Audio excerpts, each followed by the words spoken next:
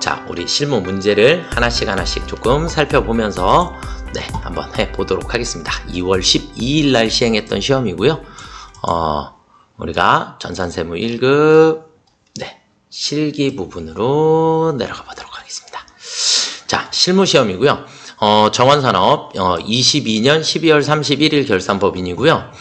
중소기업에 해당하고요. 자, 일단 전표 입력 문제서부터 한번 살펴보도록 하겠습니다. 자, 2월 20일 당사가 보유 중인 매도 가능 증권의 50%를 2,550만 원에 처분하였다. 이렇게 되어 있고요. 처분대금은 보통예금 계좌로 입금되었으니까 보통예금 체크해 두시면 될 것 같고요. 자, 해당 매도 가능 증권의 원시 취득액은 5,600만 원이고 21년 기말에 공정가치가 5,700으로 됐으니까 우리는 여기에서 매도 가능 증권 평가이익이 100만 원이 있었다 라고 하는 거, 이걸 일단 먼저 체크를 해 주셔야겠죠. 그쵸? 그래야 우리는 이제 처분을 하게 됐으니까, 처분을 하게 됐는데 문제는 뭐냐면 50%만 처분을 하게 됐어요. 그러면 절반이죠. 그쵸? 그러면 전년도의 공정가치를 일단 나누기 2 해주셔야겠죠. 그쵸? 얘를 나누기 2 해주시게 되면, 그러면 우리는 얼마가 나올까요? 2,850만 원이 나오나요? 2,850만 원의 장부가예요, 이게. 장부가. 장부가가 2,850만 원이었다라고 보시면 되겠고, 평가 이익이 100만 원이 있으니까 이 100만 원에 대해서도 절반만, 그쵸? 평가 이익에 대해서도 우리는 50%에 해당하는 금액이니까 나누기 2 해주셔서 평가 이익도 50만 원만큼이 일단 절반 금액에 해당하는 것이다. 요 정도까지만 일단 체크를 해주시고 문제를 풀어주시면 될 것 같아요. 그래서 일반 전표 입력으로 들어가셔서 일반 전표 입력에 자, 우리 오늘 날짜는 2월 20일이 되겠고, 대변의 매도 가능 증권, 매도가능증권은 항상 178번 쓰셔야 해요. 대변의 매도 가능 증권은 내 장부가만큼 2,850만 원이 없어지게 되겠고요. 그리고 우리는 차변에 가서 보통예금을 수취를 해야 하니까 보통예금은 2,550만 원만큼을 수취를 했고요. 그 다음 평가이익은 원래 대변에 있었으니까 차변으로 매도가능증권에 대한 평가이익이 얼마가 없어져야 된다? 50만 원만큼이 없어지게 되고요. 그러고 났더니 마이너스 250만 원이 생겼죠. 그쵸? 마이너스 250 생겼으니까 차변에 매도가능증권에 대한 처분 손실이 250만 원만큼이 발생을 하게 된 거예요. 이해가 되셨나요? 네. 결론적으로 우리가 조금 쉽게 일단 정답을 먼저 맞았는지 틀렸는지는 항상 매도가능증권은 취득가액하고 처분가액이에요. 그러니까 취득가액에서 절반으로 나눠주게 되면 2,800만 원이죠. 2,800만 원짜리를 2,550에 처분을 했으니까 250의 마이너스가 생겨야지 된다라는 게 머릿속에 있으시면 됩니다. 그래서 우리는 결론은 매도가능증권의 처분 손실이 250만 원만큼이 발생을 하게 되겠고요. 이해되셨죠? 네. 자, 다음 문제로 넘어가 보도록 하겠습니다. 공장 이전을 위하여 4월 1일 매입한 토지의 집안 평탄화 작업을 위해서 공사를 의뢰하고 공급가액 700만 원의 전자세금 계산서를 수령하였다. 이해되시죠? 자, 전자세금 계산서 수령했으니까 매입 매출 전표로 이동을 하셔야겠고요. 매입 매출 전표로 이동하셔서 문제는 뭐냐? 토지에 대한 집안 평탄화 작업을 했기 때문에 토지의 자본적 지출에 해당하는 거죠. 토지의 자본적 지출에 해당하니까 우리는 4월 14일 날 우리 유형 불공 집안 평탄화 작업을 하기 위해서 700만 원에 70만 원 거래처는 성토, 그리고 전자세금 계산서 수취했고요. 그 다음 불공제 사유는 6번 토지의 자본적 지출, 그 다음 분계는 혼합. 그쵸? 분계는 혼합으로 처리해 주시면 되겠고, 차변에 토지, 그리고 대변에 미지급금이라고 처리해 주시면 되겠죠? 그쵸? 네. 토지의 자본적 지출에 해당하는 거래였습니다. 자, 그 다음 문제로 넘어가 보겠습니다. 그 다음 문제는 6월 3일 개인 소비자 김달자 씨에게 제품을 550만 원에 판매하고 김달자 씨의 신용카드로 결제했다. 그러면 제품을 일단 판매하고 신용카드로 결제를 했으니까 카드 과세 매출이 되겠죠? 그쵸? 네, 날짜는 우리 6월 3일이 되겠고요. 06월 3일 날 우리는 카드 과세 매출 제품이고요. 공급가액은 550만 원이라고 써주시면 알아서 나누어질 거고, 거래처는 김달자, 신용카드사는 현대카드, 붕괴는 그냥 외상이라고 처리해 주시면 되죠. 그렇죠? 외상이라고 처리해 주시면 여기 현대카드가 자동으로 달리니까, 그래서 외상으로 처리해 주시면 정답이 되겠습니다. 자, 그 다음 문제로 한번 또 넘어가 보겠습니다. 7월 10일이고요. 유상증자를 통해서 보통주를 신규로 발행했어요. 그래서 보통주를 3,500원에 신규로 발행하였다. 증자한 거죠. 납입대금 5,250만 원은 보통예금 계좌로 입금됐고요. 증자일 현재 주식 발행 초과금이 1,500만 원이 있었다. 그쵸? 얘가 중요한 거. 그쵸? 주식 발행 초과금이 1,500 있었다. 액면가액은 5,000원이고요. 자, 그러면 일반 전표에 가셔서 증자를 했으니까 07월 10일 날 우리는 주식을 발행하면 무조건 대변에 자본금. 자본금은 무조건 발행 주식수 곱하기 액면. 그럼 15,000주 5,000원씩이니까 7,500만 원이 되나요? 그쵸?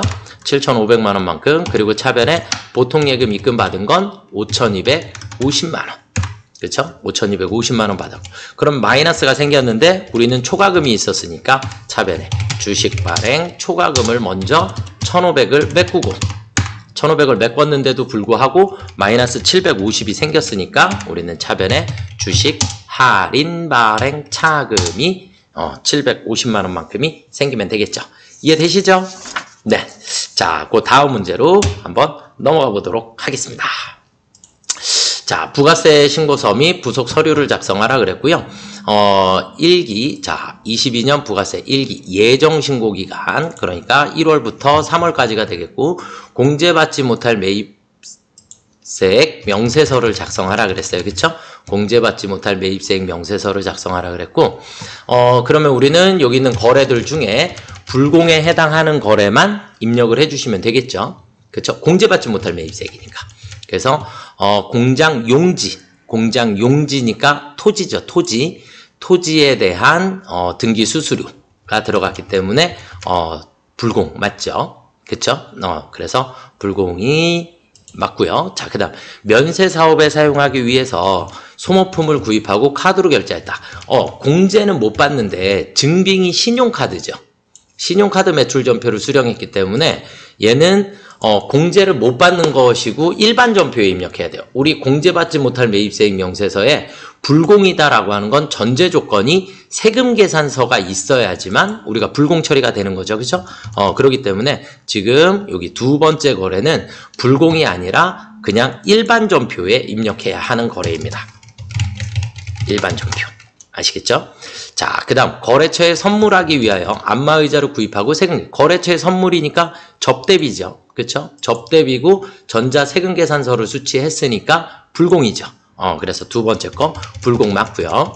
자, 그 다음에 세 번째 거래처에 제공할 선물 세트를 구입하고 현금 영수증, 여기서도 또 현금 영수증 수령했으니까 현금 영수증 일반 전표로 가야 되는, 그래서 접대비라 그래서 무조건 다 불공이 아니라 일반 전표로 가는 거래를 여러분들이 구분을 조금 하셔야 합니다.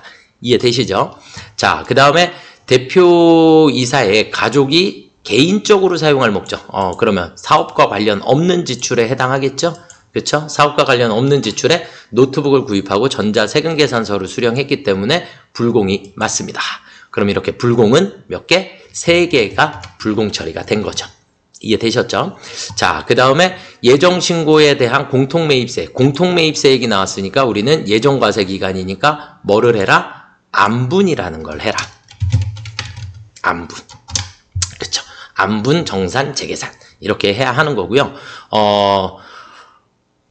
공통 매입 세액이 500만 원이기 때문에 과세 공급가액은 1억 1,520만 원이고 면세 공급가액이 480만 원이라고 되어 있거든요. 그런데 우리가 안분이다라고 하는 것은 안분은 공통 매입 세액이 500만 원 미만이거나 500만 원 미만이면서 엔드 조건이면서 면세 사업의 증감 비율이 플러스 마이너스 5% 미만이면 이때는 우리는 안분을 하지 않습니다. 안분을 한다 안 한다? 안분을 하지 않는다. 이거는 여러분들이 머릿속에다가 도장처럼 찍어 두셔야지 돼요. 그래서 지금은 500만 원 이상이기 때문에 안분이라는 걸 무조건 해주셔야겠고요. 이거 이제 문제를 푸시다 보면 아시겠지만 1,600만 원, 1억 2천만 원 중에 480만 원이 면세 공급가액이니까 이따 계산해 보시면 4%가 나오게 될 거예요. 그래서 5% 미만이지만 안분이라는 걸 해야 한다. 자, 그러면 일단 우리가 입력을 한번 해보도록 하겠습니다. 공제받지 못할 매입세액 명세서고요. 공제받지 못할 매입세액 명세서 1기 예정이기 때문에 1월부터 3월. 그러면 일단 공제받지 못할 매입세액 명세서부터 작성을 해주셔야지 될 건데, 명세서 작성은 일단 우리가 한 건, 두 건, 세 건. 그래서 순서대로 입력을 해주시면 됩니다. 첫 번째 건은 공장 용지이기 때문에 토지의 자본적 지출 관련해서 한 건이고 금액은 30만 원에 3만 원이 되겠죠. 그쵸? 자, 그 다음에 두 번째 건은 거래처에 선물하기 위한 거니까 접대비 및 이와 유사한, 그래서 300만 원에 30만 원이 되겠고요.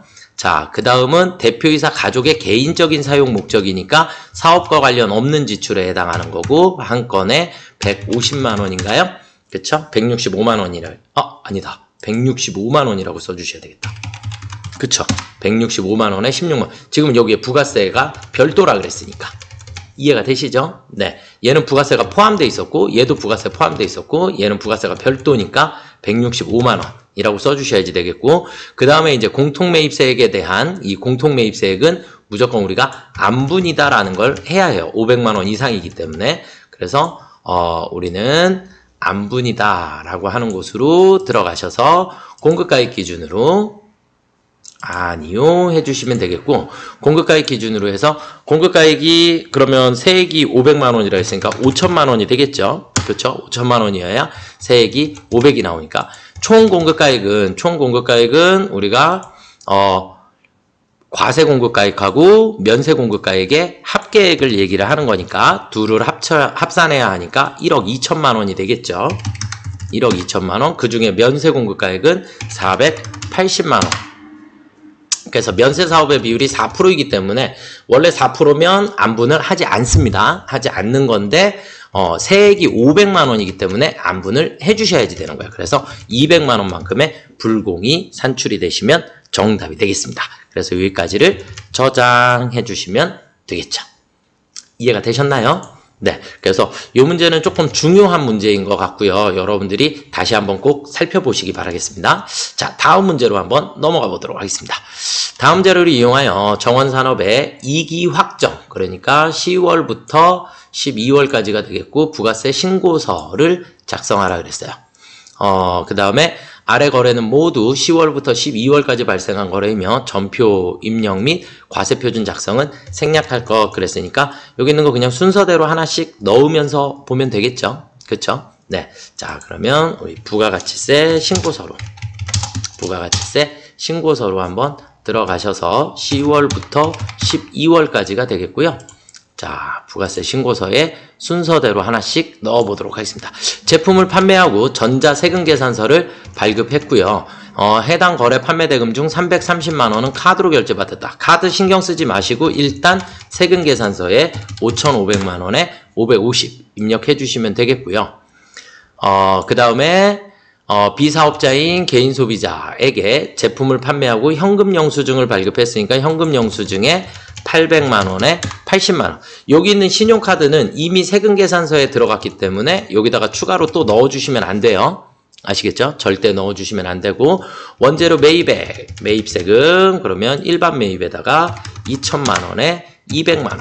매입은 항상 세액 써주신다라는 거, 체크해 주시면 좋을 것 같고요. 자, 그 다음에 간이가세자. 그런데 4,800만 원을 초과한다 그랬죠? 그쵸? 그래서 카드로 결제한 거 매입세 공제 대상이기 때문에 4,800만 원 초과분에 대해서는 공제 대상이니까 330만 원을 우리 신용카드에다가 300에 30, 신용카드 300에 30만 원. 이렇게 넣어주시면 되겠고요. 자, 그 다음은, 중소기업인 사랑에 9월 1일 제품을 판매하고 발생한 외상매출금 1,650만 원에 대하여 대손 처리하고 장부에 반영하였다. 그런데 사랑은 정원산업 대표이사가 대주주인 법인이다. 그러면 이건 우리 특수관계자에 해당하는 거예요. 이걸 우리는 특수관계자에 해당하는 거기 때문에 특수관계자와의 거래는 우리가 대손세액 공제 대상이 아닙니다. 공제받으면 된다, 안 된다? 안 된다. 그래서 대손세액 공제는 신경 안 쓰셔도 되겠고요. 전자신고 한다 그랬으니까 전자신고는 우리 여기 원래는 18번인데 클릭이 안 되니까 밑에 클릭하셔서 전자신고 세액 공제 10,000원을 입력을 해주시면 되겠죠. 그러면 399만 원의 납부 세액이 나오겠고요. 여기까지 저장해 주시면 정답이 되겠습니다. 자, 그래서 우리가 이 문제에서 신경 쓸 거는 첫 번째, 우리 국민카드로 결제한 금액을 카드에다가 넣어주시면 안 된다라는 거. 얘는 세금계산서를 다 발급했기 때문에. 그래서 세금계산서 발급분에 포함되어 있기 때문에 안 넣는 거고, 현금 영수증 요것만 신경 써주시면 되겠고, 그 다음에 간이가세자와의 거래에서 우리는 4,800만 원 초과는 매입세 공제 대상입니다. 아시겠죠? 그래서 카드란에다가 입력해 주시면 되겠습니다. 이해되셨죠? 자, 그 다음은 이제 다음 문제로 넘어가 보겠습니다. 부가가치세 신고서의 마감 전자신고를 수행하시오 그랬어요. 전자신고는 여기 순서대로만 하시면 됩니다. 비밀번호 123456788로 설정해 주시고 2기 예정이니까 7월부터 9월까지가 되겠고요. 그리고는 순서대로 진행을 해주시면 됩니다. 전자신고, 그래서 부가세에 있는 전자신고를 선택을 해주시면 되겠고요. 2기 예정이니까 7월에서 9월 엔터 치시면 여기로 들어왔는데 마감된 회사가 없습니다. 이렇게 나와 있으니까 부가세 신고서에 7월부터 9월까지를 한번 가보겠습니다. 얘를 마감을 해주셔야지만 이렇게 해서 마감 처리를 먼저 해주시고요. 그래서 마감 버튼이 생겨야 그 다음에 여기서 자 엔터 치시면 이렇게 전자신고를 제작을 하실 수 있게 돼요. 그래서 제작 눌러주시면 되겠고 123456788 해주시고 확인. 제작이 완료됐고요. 홈택스 바로가기 들어가시면 이렇게 뒤에 화면 나오는데 이 화면은 그냥 무시, 닫기 해주시면 되겠고 여기서 우리는 전자 파일을 찾아보기 들어가시게 되면 C 드라이브인 것만 확인해 주시고 제일 밑으로 내려가시면 이렇게 오늘 날짜로 생기게 돼요. 클릭하시고 열기.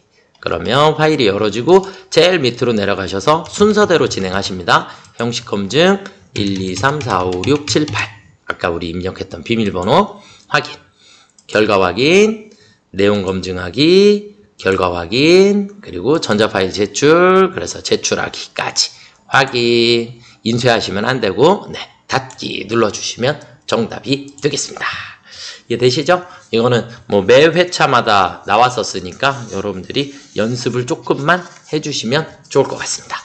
자, 그럼 이제 그 다음 문제로 넘어가 보시도록 하겠습니다. 자, 다음은 이제 결산정리사항입니다. 결산정리사항이고, 결산정리사항에, 자, 우리 일반전표에 12월 31일 날.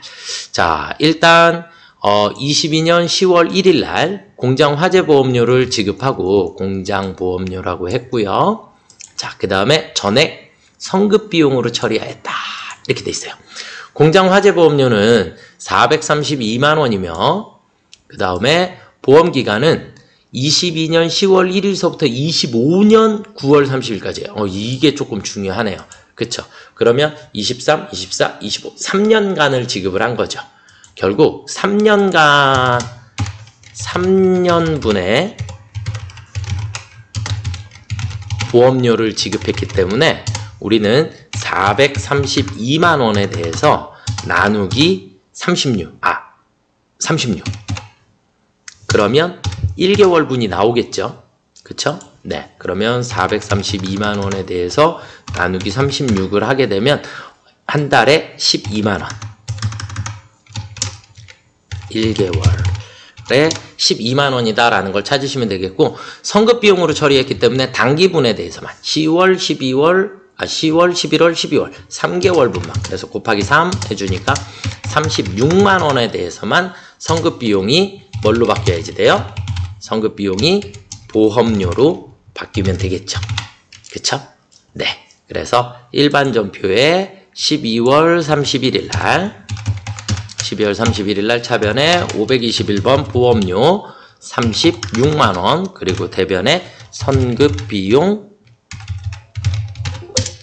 36만 원이 없어지면 되겠죠. 이해되시죠? 네. 자, 그 다음은 이제 두 번째, 법인세. 그래서 법인세, 지방소득세 포함해서 3,300만 원 산출되었고요. 중간예납, 선납세금이 있었다. 이렇게 되어 있으니까 이건 그냥 전표에다가 입력할까요? 네, 전표에. 그럼 우린 차변에 법인세 3,300만 원, 그리고 대변에 선납세금이 670만 원만큼이 있고, 그리고 대변에 미지급세금이 2,630만 원만큼 나오면 되겠죠? 네, 이렇게 처리해 주시면 될 것 같습니다. 자, 그 다음은 실제재고조사법에 따른 기말재고자산은 다음과 같다 그랬으니까 다음과 같다. 자, 우리는 제품은 630인데 시용 판매했으나 구매 의사표시가 없다 그랬어요. 그럼 이거 내 거 맞죠? 그러면 630이 아니라 얘는 얼마로 바뀌게 돼요? 650만 원만큼으로. 그쵸? 네, 650만 원으로 입력을 해주시면 됩니다. 그죠? 네, 이렇게 해주시면 될 것 같고, 제공품 450, 그 다음에 원재료가 500인데 선적지 인도 조건으로 매입한, 그러니까 내가 선적지 인도 조건이면 소유권이 나한테 넘어왔죠. 그쵸? 그러니까 200만 원을 포함시켜줘야 되니까 500이 아니라 700만 원으로 입력을 해주시면 되겠죠. 그쵸? 500만 원이 아닌 700으로 입력해 주시면 됩니다. 자, 그러면 결산자료 들어가셔서 결산자료 입력 들어가셔서 엔터 쳐주시고, 기말 원재료 재고액 700, 그 다음에 기말 제공품 450, 그리고 기말 제품 650 이렇게 입력해 주시고 전표 추가 눌러주시면 되겠죠. 이해되셨죠? 네, 이렇게 해주시면 네, 입력이 됐고요. 자, 그 다음은 다음 자료에 의하여 단기에 이익잉여금 처분계산서를 작성하라 그랬어요. 그쵸? 이익잉여금 처분계산서 날짜만 다 확인해 주시면 되겠고, 이익준비금 현금 배당의 10%니까 현금 배당의 10% 100만원 설정해 주시면 되겠죠? 자, 그러면 이익잉여금 처분계산서에 들어가셔서 단기 처분 예정일은 2023년 03월 15일이고요. 전기는 2월 25일이고. 자, 주식 할인 발행 차금 상가액 이렇게 나와 있으니까 주식 할인 발행 차금 상가액 찾아가셔서 금액은 300만 원이고요. 그 다음에 현금 배당이 1000만 원. 현금 배당이 1000만 원이니까 이익 준비금이 100만 원. 그 다음에 밑에 주식 배당에 2000만 원 입력해 주시면 되겠죠. 그쵸? 네, 이렇게까지 입력해 주시면 되겠고, 입력 끝나셨으면 반드시 얘도 전표 추가 눌러 주셔야겠고요. 이해되셨나요? 네. 자, 그럼 여기까지 우리가 결산 문제까지 풀어봤고요. 자, 이제 원천징수로 넘어가 보도록 하겠습니다. 원천징수. 다음은 김승현의 연말정산 관련 자료이다. 그래서 사원 등록 메뉴의 부양가족 탭을 일단 작성하고 연말정산 추가 자료 입력에 월세 및 주택 임차 그리고 연말정산 입력 탭을 입력하시오. 이렇게 돼 있어요. 부양가족은 기본공제 대상자 여부를 불문하고 모두 등록할 거 그랬어요. 자, 그럼 본인이 있고요. 그 다음 배우자. 그런데 배우자는 사업소득에서 결손금이 발생했네요. 그럼 배우자도 되는 거죠. 그쵸? 그 다음에 아들 고등학생이고 딸 김미나 장애인복지법에 따른 장애인 요거 하나만 체크해 주시면 될 것 같고요. 아버지는 양도소득 금액이 250만 원이 발생했다 그랬으니까 아버지는 공제 대상이 아니죠. 그쵸? 네, 그래서 아버지는 공제 대상이 아니다. 일단 입력은 다 하시되 공제 대상은 아니다. 부로 입력해 주시면 될 것 같고요. 그 다음에 의료비를 제외한 나머지는 아버지는 다 안 된다. 이렇게 일단 보시면 될 것 같아요. 아시겠죠? 자, 그러면 일단 부양가족부터 등록을 그냥 연말정산으로 들어가서 거기에서 등록을 하도록 하겠습니다. 연말정산 들어가셔서 사원을 김승현 사원을 일단 불러오겠고요. 김승현 부양가족으로 가셔서 김승현의 부양가족 순서대로 저는 일단은 되고 안 되고 떠나서 그냥 다 먼저 입력을 합니다. 배나영 그래서 주민번호 740128-2436-802 자, 그 다음에 아들 김민성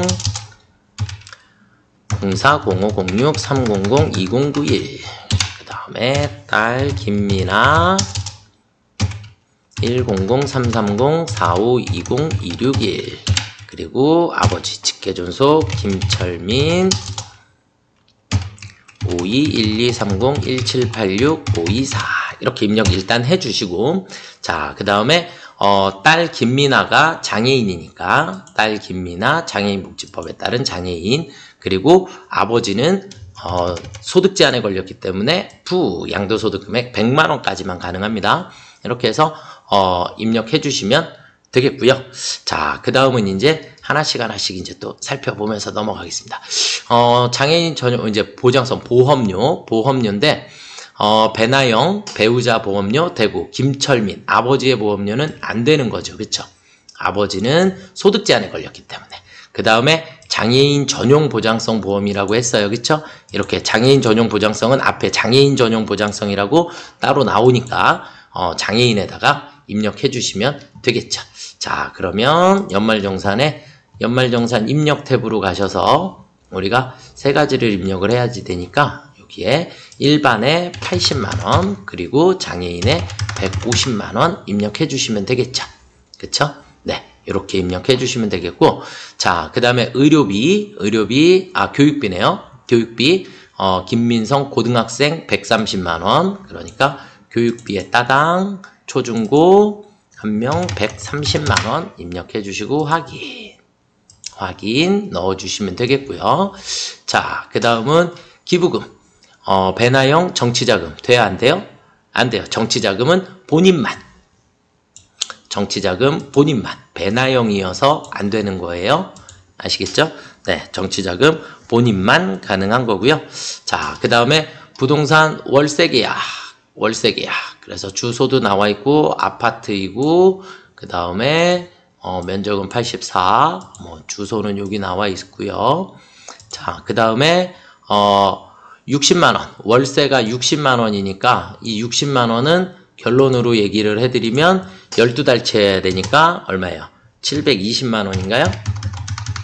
720만원 곱하기 12 해주셔야 되겠고 임대인 정보 여기에 나와 있으니까 확인해 주시면 되겠죠. 그쵸?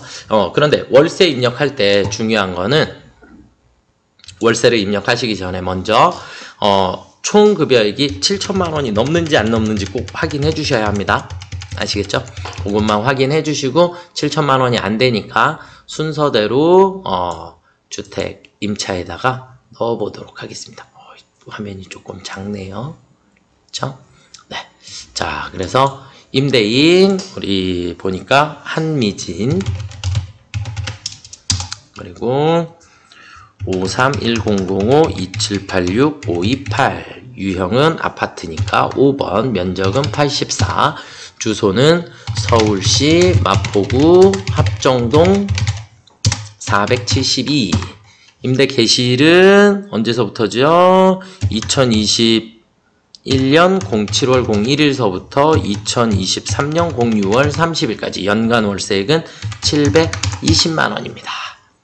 이해되셨죠? 네. 그렇게 돼서 공제 대상 금액을 계산을 해주시면 되겠고요. 그럼 여기까지 했으니 끝났네요. 그쵸? 네. 그래서 월세까지만 입력을 여러분들이 정확하게 해주시면 될 것 같습니다. 자, 거기까지 입력하고 연말정산 입력 탭으로 갔더니 우리 마지막에 차감징수세액은 642,340원이 네, 마이너스가 생겼네요. 여기까지 작성해 주시면 정답이 되겠습니다. 자, 그 다음은 이제 퇴직소득 자료. 자, 다음은 회계부과장 최미영이라고 했고요. 최미영 사원의 퇴직소득 자료 입력 및 원천징수 이행사항 신고서를 작성하시오 이렇게 돼 있어요. 자, 근로자 본인 명의의 주택을 구입하면서 부족한 자금을 마련하기 위해 퇴직금 중간정산을 신청하였고요. 중간정산일의 기준일은 10월 31일을 기준으로 한다 했고요. 퇴직금은 총 6천만 원입니다. 6천만 원이고 지급일은 퇴직금 지급일이 22년 11월 5일로 되어 있고요. 현금으로 지급하였다. 퇴직급여 보장법상의 중간정산 사유에 해당하면 관련 증빙서류를 제출받았다. 이렇게 되어 있는데 우리가 중간정산을 해줬을 경우에 문제는 퇴직금의 실제 지급일, 이 지급일을 우리는 귀속일로 하게 됩니다. 그래서 귀속일을 우리가 원래는 퇴사는 퇴사일을 귀속일로 해요. 퇴사일을 귀속일로 하게 되는데 중간정산은 중간정산일이 있는 원래는 지금 여기서는 10월까지를 정산을 한다라고 했는데 지급을 11월 5일 날 지급을 했기 때문에 귀속시기는 귀속일이라고 하죠. 귀속시기는 11월 5일을 귀속시기로 하게 된다. 문제는 우리가 10월 달을 기준으로 해서 11월 5일에 지급을 하기 때문에 우리 이따가 이제 제외월수라고 하는 것을 입력을 할 건데 여기서 제외월수를 우리가 1개월을 제외하고 계산을 해 주셔야지 된다. 이렇게를 조금 이해를 하셔야지 될 것 같아요. 그래서 우리가 귀속연월, 자, 이 뭐냐? 한번 볼게요. 우리가 퇴직소득자료 입력에 들어가셔서 지급연월은 11월이고요. 근로자, 그리고 F2 눌러서 최미영 사원을 불러올 거예요. 그래서 중간정산이라는 걸 하게 될 거고, 귀속연월 11월 맞고요. 그 다음에 영수일자는 2022년 11월 05일입니다. 05일이고 중간정산을 하게 되고요. 퇴사일을 입력을 해주셔야지 되는데 중간정산의 퇴사일은 무조건 지급일을 기준으로 하고 있기 때문에 2022년 11월 05일이 되겠고요. 2022년 11월 05일입니다. 그러면 이제 근속월수를 계산을 얘가 하게 되는데 근속월수는 퇴사일이 속한 달까지를 근속월수로 하기 때문에 우리는 여기에 중간정산일 기준이 10월 31일을 기준으로 한다라고 했으니까 우리는 여기에서 1개월만큼을 제외시켜줘야 합니다. 그래서 제외월수를 1을 입력을 해주시면 되겠고, 자, 그리고 과세퇴직급여 총액은 6천만 원입니다. 6천만 원 입력해주시면 되겠고요. 여기까지. 그러면 세액은 자동으로 산출이 되겠죠? 네, 이렇게 되고, 자, 그 다음은 원천징수 이행사항 신고서. 로 들어가셔서 귀속월 지급월 다 11월이니까 11월로 들어가시게 되면 11월로 다시 들어가서 보시면 저장 데이터 아니요 뭐 이렇게 설정을 해주시면 퇴직급여액이 산출 세액까지 자동으로 모두 불러와지게 됩니다. 이해가 되셨죠? 그래서 우리가 원래 퇴사를 했을 때는 퇴사일을 기준으로 항상 한다. 근데 중간정산이 나와서 중간정산은 우리가 지급일을 귀속으로 하고 있다. 이렇게 이해를 하고 계시면 좋을 것 같습니다. 자, 그 다음 법인조정으로 넘어가 보겠습니다. 자, 그 다음은 이제 우리 법인조정. 그래서 세림산업 회사코드 1061번으로 변경해 주시고요. 12월 31일 결산 법인이 되겠고, 법인 조정 메뉴에 기장되어 있는 재무회계 자료를 세무조정을 하시오, 이렇게 되어 있습니다. 그래서 프로그램에서 옆에 회사 버튼 눌러주시고 세림산업으로 변경해 주시면 됩니다. 그리고 법인 조정 메뉴로 들어가시면 되겠죠. 이해되셨죠? 네, 법인 조정 메뉴로 들어가셔서, 자, 일단 첫 번째가 세금과 공과금부터 나와 있는 것 같네요. 그래서 세금과 공과금 계정에 입력된 자료를 활용을 해서 세금과 공과금 명세서를 작성을 하고 필요한 세무조정을 작성하시오. 세무조정 유형과 소득 처분이 같은 세무조정일지라도 각 건별로 세무조정을 하고 세금과 공과 명세서 외에 세무조정은 고려하지 말 것, 이렇게 돼 있어요. 자, 그러면 첫 번째 지방 법인세 맞죠? 그쵸? 법인세 기사유로 우리가 소득 처분해 주시면 되겠고요. 그 다음에 초과 폐수배출도 우리가 송금불산입 처리해 주셔야지 되겠고, 연체이자는 세금과 공과가 맞습니다. 그러니까 얘는 손불 처리하시면 안 되는 거고, 그 다음에 가상금 나왔으니까 우리가 업무 불이행으로 생기는 가상금에 대해서는 우리가 무조건 또 송금불산입 처리해 주셔야지 되겠고요. 그 다음에 사업소득세분 주민세, 이건 세금과 공과가 맞죠. 그러니까 우리는 세금과 공과가 맞으니까 따로 처리하실 거 없고, 그 다음 공장 건물의 취득세, 이렇게 취득세가 나오면 취득세에 해당하는 거 우리가 즉시상각의제라고 얘기를 하죠.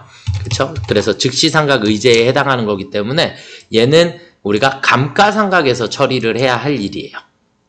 결국 세금과 공과에서는 우리가 따로 처리하지 않으셔도, 왜냐하면 즉시상각의제로 건물 감가상각에서 우리가 비용 처리가 가능한 부분이기 때문에 세금과 공과에서 우리가 송금불산입 처리하시면 안 된다라는 거. 그럼 결국 이렇게 세 가지만 우리가 손불에 해당하겠죠. 그쵸? 네. 자, 그러면 우리는 세금과 공과금 명세서에 들어가시고, 세금과 공과금 명세서 들어가셔서 불러오기 할까요? 엔터 눌러주시면 이렇게 세금과 공과금 처리되어 있는 내역이 나오겠고, 자, 그럼 불러왔죠? 그럼 법인세분 송금불산입 1번, 폐수배출도 송금불산입, 해당사항 없고 가산세, 가상금 송금불산입, 나머지는 해당사항 없고. 그러면 조정등록이라는 데로 들어가셔서 건별로 하라 그랬으니까 건별로 여기서 그냥 F4 누르셔가지고 우리가 여기서 처리를 해주셔도 되는데, 우리가 법인세 따로 안 나와 있죠. 그쵸? 그래서 여기다가 그냥 법인세분 지방소득세, 그래서 105만원 우리가 송금불산입 기타 사회 유출이죠. 그쵸? 국가에다 납부한 거니까. 자, 그 다음에 초과 폐수배출 부담금 70만원이고, 이것도 마찬가지 기타 사회 유출로 소득 처분해 주시면 되겠고, 건강보험료 가상금도 우리 42만 5천원만큼을 기타 사회 유출로 소득 처분해 주시면 되겠습니다. 이해되시죠? 네. 그래서 이렇게 공장건물 취득세 요것만 즉시상각의제에 해당한다라는 거 하나만 신경 써주시면 좋을 것 같습니다. 여기까지 처리해 주시고 저장해 주시면 정답이 되겠죠. 자, 그 다음 문제로 한번 넘어가 보도록 하겠습니다. 가지급금 인정이자 조정 명세서를 작성하라 그랬고요. 소득금액 합계표 및 명세서에 필요한 세무조정사항을 반영하라 그랬어요. 그래서 손익계산서상 지급이자 내역이 나와 있고요. 그래서 최고은행 거 나와 있고, 그 다음에 인류은행 거 나와 있어요. 그쵸? 네, 이렇게 두 가지가 나와 있다라고 보시면 되겠고, 자, 최대 대표이사 김이삭에 대하여 업무와 관련 없는 대여금, 그래서 대여금 8천만 원, 그리고 10월 4일날 또 4,500만원을 지급을 했어요. 그쵸?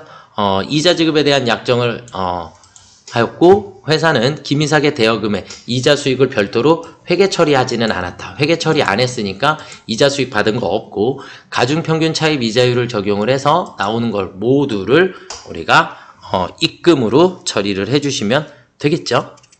그렇죠? 네, 그래서 입금 산입으로 우리가 처리를 해 주실 거예요. 그래서 가지급금 인정이자, 가지급금 인정이자 조정 명세서에 들어가셔서 일단 우리는 대표이사 김이삭 그리고 뭐 회계 데이터로 불러오셔도 되는데 직책 대표이사 F2 눌러서 대표이사 대여금이니까 여기서도 대여금, 단기 대여금 뭐 처리해 주셔도 되겠고, 거래처 뭐 대표이사, 김이사 하고 불러오기 로 해서 전표 데이터로 불러오기 이렇게 하면 원래 불러와지는 게 맞아요. 불러와지는 게 맞는데 안 나오면 그냥 그대로 여기다가 직접 입력하셔도 돼요. 그래서 9월 7일 거, 그 다음에 10월 4일 거 이렇게 두 가지를 모두 다 대여라고 입력을 해주시면 되겠습니다. 그래서 우리 여기 화면 아래쪽에 보시면 대여, 회수 이렇게 나오니까 그래서 2번 대여. 그래서 날짜는 첫 번째 9월 7일 날 금액은 9월 7일 8천만 원인가요? 네, 그래서 여기 보시고 그냥 그대로 8천만 원입니다. 그 다음에 또 대여 10월 04일 날 4,500만 원입니다. 이렇게 입력을 해주시면 되겠고요. 자, 그 다음에 차입금 입력, 차입금 거래처 최고은행에 모두 다 확인해 주시면 이렇게 불러와질 건데 여기에 이자율 우리가 2.5% 입력해 주시면 되겠고요. 자, 그 다음은 또 F2 눌러서 인류은행 확인 그리고 이자율 4%입니다. 이해가 되셨죠? 자, 그리고 을지에 가보시면 여기에서 스크롤 이렇게 이동해 보시면 가중평균 차입 이자율로 다 되고요. 갑지로 가시면 회사 계상액이 있으면 여기다가 써주시면 되겠고, 회사 계상액이 없으니까 그냥 여기 있는 이 금액이 모두 다 대표자의 상여로 소득 처분해 주시면 되겠죠? 그쵸? 네. 그래서 조정 등록 들어가셔서 F4 눌러서 대표이사에 가지급금 인정이자 입금 산입하고 상여로 처분합니다. 이해가 되셨나요? 확인. 그래서 126만 2,485원만큼을 대표자의 상여로 소득 처분해 주시면 되겠습니다. 하시고 여기까지. 네, 저장 버튼이 따로 없으니까 장 닫고 나가시면 되겠고요. 자, 그 다음으로 넘어가 보도록 하겠습니다. 자, 그 다음은 세 번째 1월 1일서부터 12월 31일까지 원천징수 관련한 자료이다. 주어진 자료를 이용하여 원천징수 납부세액 명세서 갑지를 작성하라 그랬어요. 원천징수 납부세액 명세서. 그래서 뭐 따로 하실 거는 별로 없으세요. 그냥 우리가 원천징수 여기 가시면 원천 납부세액 명세서라고 하는 서식이 있어요. 여기다가 그냥 있는 그대로 집어넣기만 하시면 됩니다. 그래서 첫 번째 적요에다가는 뭐 그냥 여러분들이 적요에다가 그냥 써주시면 돼요. 그러면 정기 예금 이자 그리고 내국인이고 거래처는 F2 누르셔서 신한은행, 주식회사 신한은행 써주시면 되겠고요. 그 다음에 우리는 원천징수한 날짜가 8월 31일. 우리가 이렇게 화면을 조금만 더 늘려볼까요? 얘가 이렇게 되면 원천징수일이라고 하는 게 나오니까 08월 31일 날 이자에 해당하는 금액은 200만원, 세율은 14%. 그래서 28만원만큼이 나오겠고요. 그 다음에 정기 적금 이자 마찬가지. 이번에는 국민은행 일자는 12월 31일 날 금액은 600만원에 14% 하니까 우리 84만원만큼의 원천징수 세액이 나오게 됩니다. 그럼 여기까지 입력해 주시고 그냥 저장해 주시면 정답입니다. 얘는 따로 작성하실 게 없으세요. 그래서 지금까지 이런 게 시험 문제 안 나왔었는데 이렇게 서식이 시험 문제에 나오니까 여러분들이 여기까지 저장해 주시면 정답이 되겠습니다. 자, 그 다음 문제로 넘어가 보도록 하겠습니다. 법인세 과세표준 세액조정 계산서 및 최저한세 조정 명세서를 작성하시오 그랬어요. 자, 그러면 기존 다음 자료만을 이용한다 그랬으니까 기존의 자료 불러오게 하시면 안 되고 손익계산서서부터 우리가 기부금 한도 초과 공제가는 2월 결손금까지 여기까지는 그냥 그대로 자기 자리에다가 입력을 해주시면 되겠고 그 다음에 세액공제 세액감면 여기 있는 거를 우리가 최저한세 조정해 주셔야 되겠죠. 그쵸? 그 다음에 지급 명세 불성실 가산세가 또 27만 원이 있었고요. 가산세. 그 다음에 법인세 중간 예납세액 200만 원. 그리고 원천 납부세액이 112만 원입니다. 이렇게 되어 있으니까 이건 그대로 그 다음에 분납은 최대 한도로 신청하고자 한다. 이렇게 되어 있어요. 자, 그러면 그대로 순서대로 입력해 주시면 되는 거니까 우리 과세표준 및 세액조정 계산서 먼저 들어가셔서 자, 여기에 있는 그대로 옆에 있는 거 그대로 갖다가 옮겨 적습니다. 아시겠죠? 네. 자, 그러면 3억 2,478만 5천 원. 그 다음에 입금 산입은 2천만 원. 그 다음에 송금 산입은 250만 원. 기부금 한도 초과는 130만 원. 2월액 송금 산입액은 50만 원. 그 다음에 2월 결손금 1,100만 원까지. 여기까지 입력을 해주시면 1차 여기까지를 반드시 저장해 주셔야 해요. 여기까지 저장을 해 주셔야. 왜냐하면 세액공제 세액감면을 우리가 최저한세를 계산하기 위해선 이 데이터가 필요해요. 그래서 여기까지가 끝나고 나면 반드시 저장 버튼을 한번 눌러 주셔야 된다라는 거 알아두시면 되겠고요. 자, 그리고는 최저한세 조정계산서로 들어가 볼게요. 최저한세 조정계산서에 들어가셔서는 일단 우리 조회 불러오기 그러면 불러오기 기본이 될 거고요.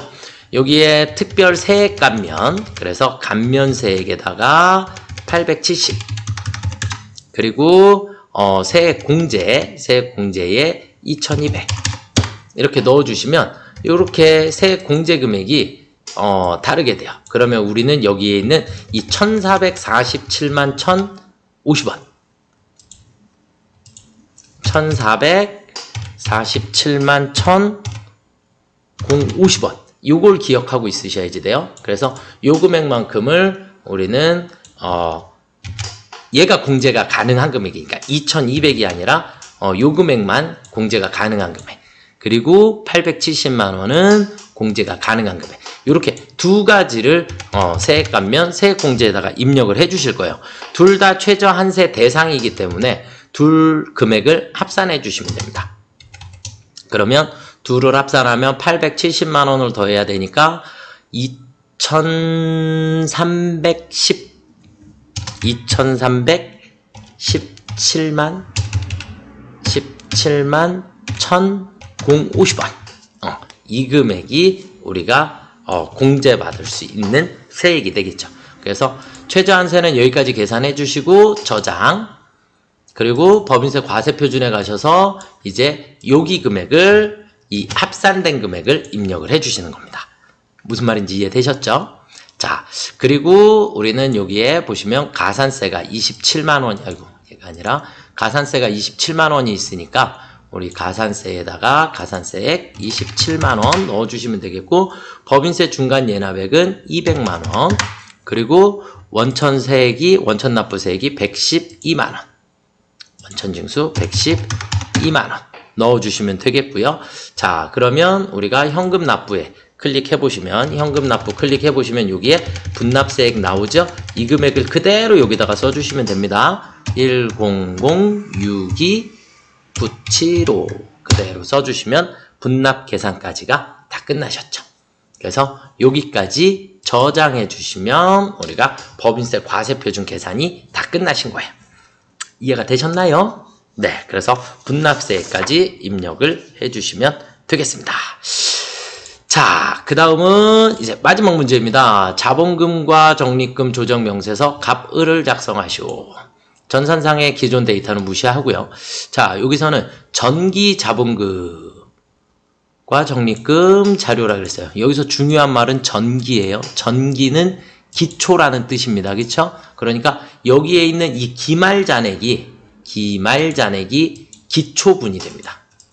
기말잔액. 이 앞에 있는 건 필요가 없어요. 여기 있는 건 여기서부터 여기까지는 전부 다 필요가 없는 거예요. 이건 전년도 거니까. 그래서 우리는 전기에서 2월 돼서 넘어오는 이 기말잔액만 필요하고요. 그 다음에 여기에 대해서 이제 조정이 전기 성급 비용, 과대 비용, 단기 비용에 해당한다 그랬으니까 이 마이너스 180만 원이 소멸해야 되겠죠. 그래서 중요한 건 이 금액에 반드시 마이너스로 입력을 해 주셔야지 돼요. 이 부분이 여러분들이 자꾸 놓치시는 부분이 돼요. 그리고 감가상각 270만 원만큼을 추인했고요. 그 다음에 전기 재고 자산은 무조건 단기에 소멸하고 전기 대손 충당금도 단기에 무조건 소멸하니까 무조건 다 소멸해 주시는 작성을 해 주시면 되겠고, 기말 재무제표 자본 상태는 다음과 같다 그랬으니까 요거 그대로 화면에 입력해 주시면 될 것 같습니다. 법인세보다 요만큼 법인세 총부담 손익계산서에 계상된 법인세보다 157만 8천 원하고 지방소득세가 각각 더 많이 산출되었다 그랬으니까 이 부분도 우리가 추가로 입력을 해주시면 되겠고요. 자, 일단 여기서부터 한번 출발을 해볼게요. 자, 닫고 우리가 자본금과 적립금 조정 명세서라고 하는 서식으로 들어가 주시면 될 것 같고요. 자본금과 적립금 조정 명세서에 들어가셔서 일단 우리가 계정 과목별로 그래서 순서대로 그냥 써주시면 됩니다. 여기 있는 순서대로. 그래서 재고자산 평가감 기초잔액이 여기 있는 기말이 기초잔액이라 그랬어요. 그래서 600. 자, 그리고 선급비용 마이너스 180. 그리고 대손충당금 한도 초과 450. 그리고 건물 감가상각비 한도 초과 700만원. 이건 그래서 전기분 자족표이기 때문에 무조건 여기 있는 기말잔액을 기초에다가 입력을 해주시면 되겠고, 그 다음에 이제 단기 중에 증감이라는 게 있었죠. 그쵸? 그래서 전기 성급 비용은 단기 비용에 해당한다. 그러면 무조건 단기에 해당하는 거니까 단기 감소에다가 써주시면 되는데, 마이너스 180이었으니까 감소에 마이너스 180이라고 써주셔야 된다는, 그래야 얘가 없어져요. 자, 그 다음에 건물의 상가액 중에서 270만원 추인했으니까 270만원만 감소했습니다. 270만원만. 그 다음에 전기 재고자산 평가감 600만원 그대로 감소해 600만원 넣어주시면 되겠고, 그리고 대손충당금 450만원만큼 평가감 그대로 넣어주시면 되겠고, 그러면 이제 건물 감가상각비만 우리가 유보 발생 남아있는 게 430만원만 현재 남아있는 상태이다. 여기까지 작성해 주시면 되겠고요. 자, 그 다음에 이제 또 뭐를 작성해야 돼요? 기말 재무제표의 자본. 그래서 우리가 갑지로 가시면 갑지에 우리가 갑지로 이동을 하셔서 여기 있는 내역을 그대로 우리가 순서대로, 마찬가지 2011년 자료는 여기 있는 자료는 전기분에 해당하는 거죠. 전기분이 무조건 뭐라고요? 기초. 그래서 여기에 기초 잔액란에다가 순서대로 여기 있는 금액을 써주시면 됩니다. 그러면 2억 원, 그리고 자본잉여금 2,500, 그 다음에 자본잉여금 2,500, 그리고 자본조정이 2천만원, 그리고 기타 포괄손익누계액이 3천만원, 이익잉여금이 3,200만원. 이해가 되시죠? 네, 이렇게 있었다 라고 보시면 되겠고, 그 다음에 이제 문제는 기말잔액이 단기분이 여기 있는 기말잔액이 돼야 돼요. 그러니까 우리는 얘랑 얘의 뭐를 계산해야 돼요? 차액을 계산해야 되겠죠. 그쵸? 우리가 항상 차액을 계산을 해주시고 차액만큼만 입력을 해주시면 된다. 얘가 이제 중요한 거. 그래서 차액만큼만 입력을 해주시면 되니까 증가가 됐는지 감소를 했는지 확인만 해주시면 돼요. 그러면 2억 원이 3억 원이 됐으니까 1억이 증가했겠죠. 그쵸? 1억이 증가했고, 그 다음에 자본잉여금은 2,500만 원이 증가했고요. 그 다음에 자본 조정은 2천만 원이 그대로 있으니까 조정은 해당 사항이 없고, 기타 포괄손익누계액도 그대로 있으니까 해당 사항이 없고, 이익잉여금이 6,800이 증가를 했겠죠. 그쵸? 6,800만 원만큼이 증가를 했고요. 그 다음에 우리가 그럼 여기까지가 일단 기본적인 게 입력이 됐고, 그 다음에 이제 우리 문제 마지막에서 법인세보다 손익계산서보다 157만 8천 원이 증가를 했기 때문에 우리는 여기에 법인세가 단기에 증가한 금액이 157만 8천 원만큼이 증가를 했고요. 그 다음에 지방소득세 15만 7,800원만큼이 증가를 했습니다. 이렇게 작성을 해주시면 정답입니다. 그래서 여기까지를 저장해 주시면 됩니다. 그래서 자본금과 적립금 조정 명세서는 우리가 크게 신경 쓰실 거 없고 항상 기초잔액이 전기의 기말이 기초잔액이다. 을지를 작성할 때도 마찬가지 기초잔액이 기말이다. 전기의 기말이 단기의 기초가 된다라는 개념만 여러분들이 잘 알고 계시면 문제를 조금 차근차근 풀어나가실 수 있지 않을까라고 생각이 듭니다. 네, 여기까지 106회 106회 전산 세무 1급 실기를 풀이를 다 해드렸습니다. 열심히 공부하시고 4월 시험에 꼭 합격하시기를 기대하겠습니다. 수고들 많이 하셨습니다.